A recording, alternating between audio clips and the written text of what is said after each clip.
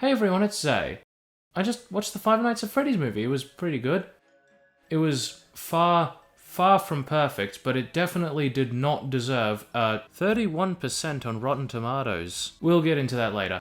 I should point out that I've never actually played the games. I have, however, experienced the story secondhand through reading about it on the internet, and I know the lore like the back of my hand.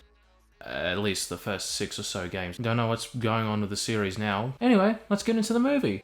So what happens in the Five Nights at Freddy's movie? As with most video game adaptations, a direct one-to-one recreation of the story wouldn't really work. Obviously, watching a man watching a feed of a security camera system and closing doors to stop animatronics from getting in his office for 1 hour and 49 minutes wouldn't be very interesting. Naturally, they took liberties with the source material.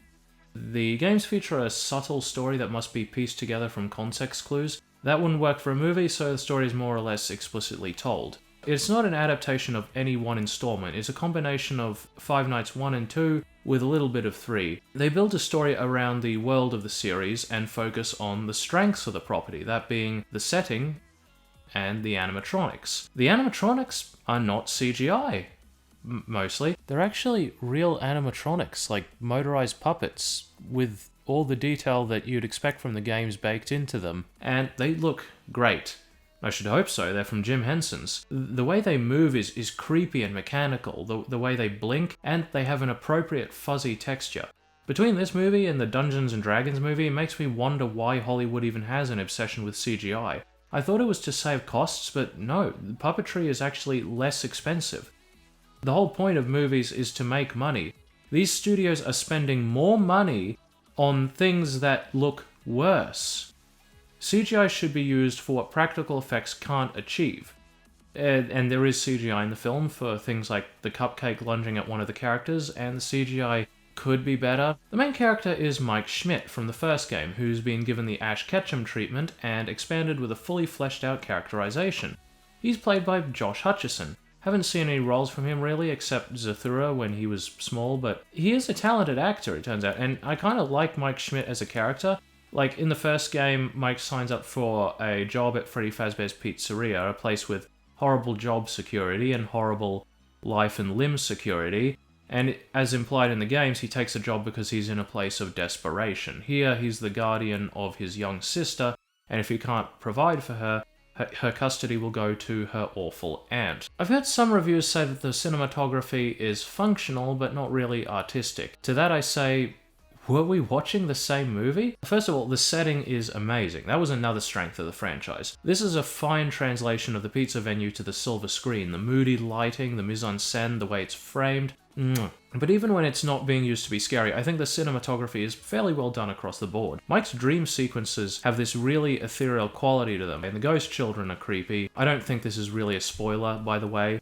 I mean, I suppose if you were completely unfamiliar with franchises, but we all know the animatronics are possessed by the souls of murdered children and contain their bodies.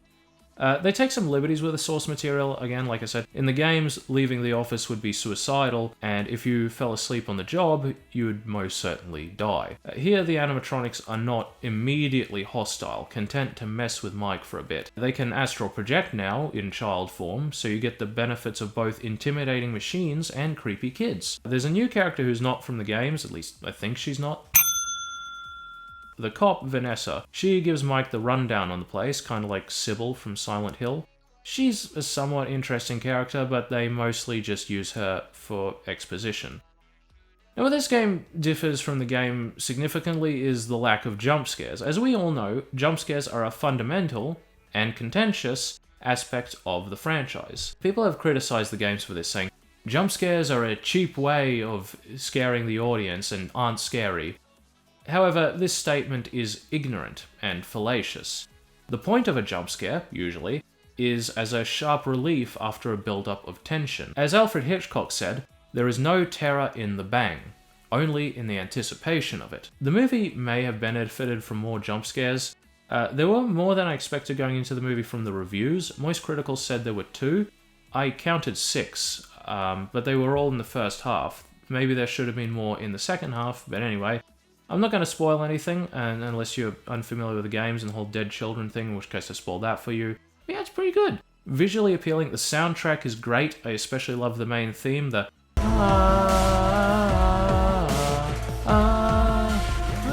And the opening sequence that goes with it, the use of retro arcade games is brilliant. There is another song in the movie at the credits, which pleasantly surprised a lot of fans. I suppose it will be a spoiler, so skip to this time code if you don't want the surprise ruined. It's the song you're hearing right now, by The Living Tombstone. Not the exact same song, it's a mix, but I'm glad that after all these years it can finally be considered the official theme song of the franchise, in a way. Also, the movie's funny too. Comic relief and black humor is a staple of the games, and that's translated quite well here. The story's good too. I mean, it's kind of stupid, but that's par for the course with this franchise. FNaF's story was a bit disjointed, but its strength was the emotional moments, which is what really matters. The movie is not without its issues, most critical already pointed these out, but I think I'll go over these. There's a scene where Mike, Vanessa, and Abby are playing with the animatronics. Mike is concerned, but Vanessa gets into the spirit and wants Abby to have fun. Abby gets hurt, and Mike and Vanessa are standing outside, and Vanessa gets absolutely furious at Mike for bringing Abby when just before she seemed to be having a good time. Abby's aunt apparently wants custody of her for the paycheck when she seems to be rather well off, although granted we don't see her living situation. And at the beginning, Mike beats up a boy's father, thinking he's an abductor, and doesn't seem to suffer any legal consequences. That would kind of slow down the pacing and be irrelevant, but still it is a bit confusing. Like I said, it has its issues, but come on. What annoys me is that people are bringing this up to prove the movie is bad, even though, as we can clearly see, most people liked it. I think it really should be clear at this point that film critics aren't human beings. Nevertheless, they have succeeded in fooling some high-profile YouTubers. I always find it hilarious when content creators put critic scores in their thumbnails as if they're in any way relevant. It's not just with films, games too. Stop putting critic scores in your thumbnails, you idiots! Are you incapable of forming your own opinions? So yeah, I'd recommend you go see the movie and form your own opinion.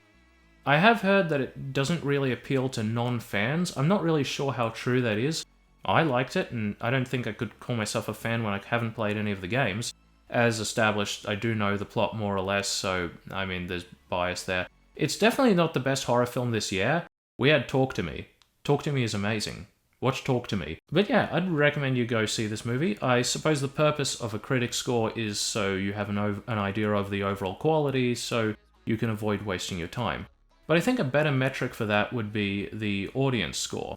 The Rotten Tomatoes website has separate sections for critic and audience reviews, implying that critics are not an audience. That's because audience is defined as a group of people, which critics are not. But yeah, on that note, I think we'll end this rather strongly worded review.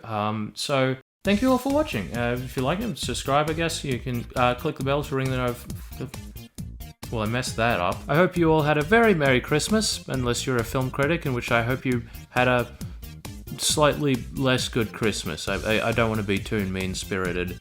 But yeah, maybe click the like button, leave a comment, and see you!